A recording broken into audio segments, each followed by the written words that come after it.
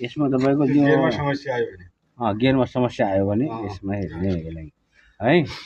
ल अब फिटिङ गर्ने बेला हामी यो यसको दुईटा एउटा 0 एउटा 1 नम्बर 2 नम्बर गियर यसैमा हुन्छ हैन।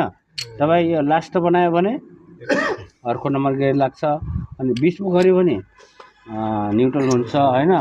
यता सार्यो भने अर्को स्पिड गियर जाने हैन। स्पिड लो न्युट्रल यसैमा हुन्छ है।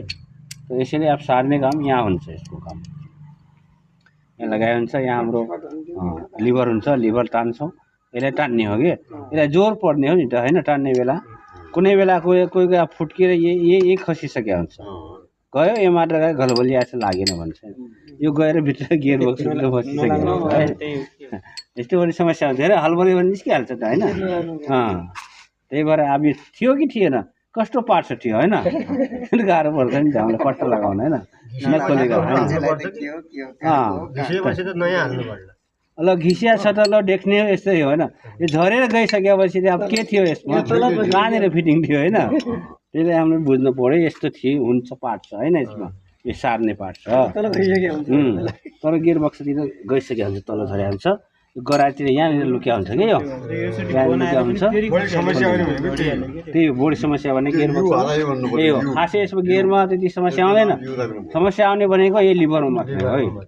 यो ग्रेक्स यो फेरि बनाएको होइन, फेरि त्यो स्लिप भइहाल्यो, फेरि नलाग्ने भइहाल्यो कि एकचोटि इसो हुन्छ हैन। यसको त्यो बार त्यो अब एकचोटि बनाइसकेपछि त अब एकचोटि नयाँमा आयो फेरि अब पुरानो भएपछि त अलिक घिसिएर पनि केही भएर भयो कि भन्ने हुन्छ।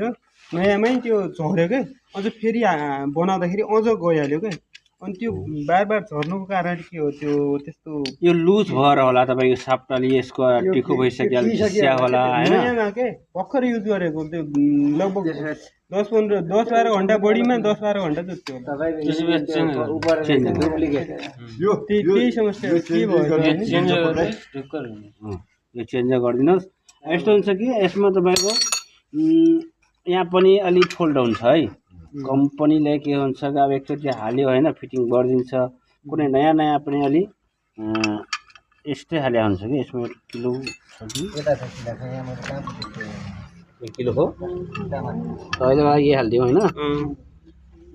यसो हुन्छ कि तपाईँ यहाँनिर धेरै छुट भयो होइन। एउटा तल माथि यो साफ्ट कस्तो जान्छ तपाईँको भित्र ग्याप छ कसो छ होइन। यसो हलिरहेछ भने यो ठाउँ तपाईँको टुप्प मात्रै लागेको हुन्छ क्या, कसैको इटी मात्रै लागेको हुन्छ होइन। इटी लाग्यो भने यसो के समस्या आयो जस्तो यो धेरै यतापट्टि